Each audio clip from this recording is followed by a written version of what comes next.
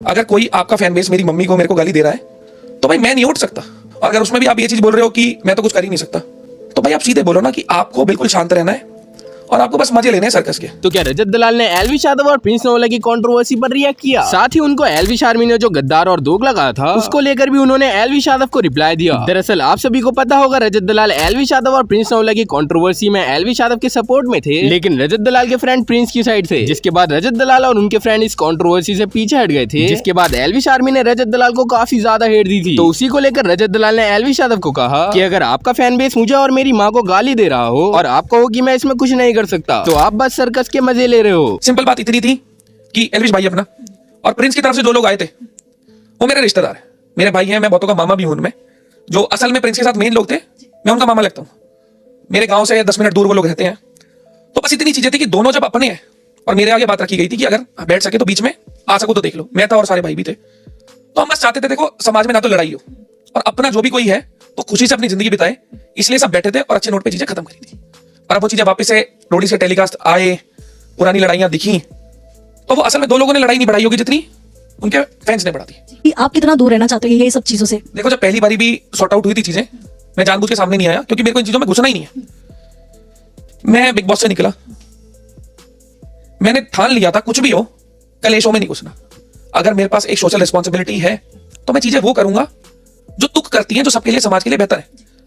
दो आदमी जब लड़ते हैं ना तो उसमें किसी का भला नहीं होता, सिर्फ ईगो सेटिस्फाई होती है और उस ईगो सेटिस्फाई करने के चक्कर में ना पता नहीं कितने लोगों का नुकसान हो जाता है। अभी दो लोगों की लड़ाई थी, कितने लोग घुस गए, आसपास में एक दूसरे को गालियां भी दे रहे होंगे, लड़ भी रहे होंगे। वो तो चीज अच्छी थी कि 4 तारीख को कुछ ऐसा नहीं हुआ कि दोनों लोग मिले। अगर एक ग्रुप में से कोई एक ट्रेटर होता और दूसरे वालों को बोल देता यहाँ खड़े इतने लोग हैं, ऐसे ऐसे हैं, कल को किसी के बच्चे का नुकसान होता, चोट पहुंचती है, कुछ भी चीज होता, रिस्पॉन्सिबिलिटी कोई लेता नहीं, ना मैं लेता, ना प्रिंस भाई लेता, ना एलविश भाई लेता। तो समाज में शांति और एकजुटता की तरफ बढ़ो, लड़ाई झगड़े की तरफ मत बढ़ो। ये चीज मैंने पहले ही सोच ली थी। ना मैं कंट्रोवर्सी में घुसता, ना आगे कभी घुसने वाला। देखो कोई शो है, चीजें लाइव चल रही हैं, मैं एक मेंटर हूं, एंकर हूं, वो मेरी रिस्पॉन्सिबिलिटी है, वो वहां मैं कर रहा हूं जो भी मेरे हक की चीज मेरी टीम के लिए, जैसे बैटल ग्राउंड में बहुत बार हुआ, तो वो चीज आगे भी होगी। और जैसे ही वो टेलीकास्ट खत्म, शो खत्म, चीज खत्म। मुद्दा इतना गर्म हो गया था रजत, इसके बाद आपके और एलविश के बीच में क्या रिश्ते ठीक है या फिर आप दोनों का कुछ तो डिस्कशन हुआ इसके देखो मेरी एलविश के साथ 1% भी कोई प्रॉब्लमेटिक चीज नहीं है। जब मैं चाहूं मैं सीधे फोन कर सकता हूं और मेरे को अगर एलविश को कुछ भी बोलना है ना, कभी भी कुछ भी बोलना है, तो वो जो स्टोरी डाली थी वो एलविश के लिए नहीं थी, मेरे में फोन मिलाने का है मुद्दा और मुंह पे बोलने का। सीधी बात, मैं किसी इंसान को बोलने के लिए स्टोरी नहीं लगा रहा था। वो स्टोरी इसलिए लगी थी कि भाई मेरे को जो कंट्रोवर्सी में घुसा रहे हो मुझे नहीं घुसना। सीधी इतनी बात। एलविश के साथ मेरी परसों भी बात हुई है, हो सकता है आज शाम को भी मिलूं, तो वो अपनी एक अलग चीज है। 4 चीजें ऊपर होती है, नीचे होती है, वो सॉल्व कर ली जाती है। पर इसका मतलब ये नहीं है ना कि आप रिस्पॉन्सिबिलिटी ना लो। अगर कोई आपका फैन बेस मेरी मम्मी को मेरे को गाली दे रहा है तो भाई मैं नहीं उठ सकता। और अगर उसमें भी आप ये चीज बोल रहे हो कि मैं तो कुछ कर ही नहीं सकता, तो भाई आप सीधे बोलो ना कि आपको बिल्कुल शांत रहना है और आपको बस मजे लेने हैं सर्कस के। तो भाई इतना ही चीज देखो, सर्कस एक नहीं होते, सर्कस कई होते हैं।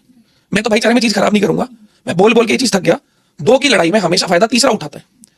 और जब हमारा बैकग्राउंड, हमारी लड़ाई कुछ ऐसी है ही नहीं कि हम बदमाश हो, हम एक आर्टिस्ट वाली जोन में जा रहे हैं, तो इन चीजों का लाइफ में कोई स्पेस ही नहीं होना चाहिए। अगर आप लड़ते हो, आपके चक्कर में आपके 4 लोग इन्वॉल्व होते हैं, आपके घर वाले दुखी होते हैं, तो इन चीजों में घुसना क्यों है? और बात पता है क्या है, लोगों को क्या लगता है कुछ खुल के बोल दोगे तो बैकलैश आएगा तो झेल लो ना, इसमें क्या दिक्कत है?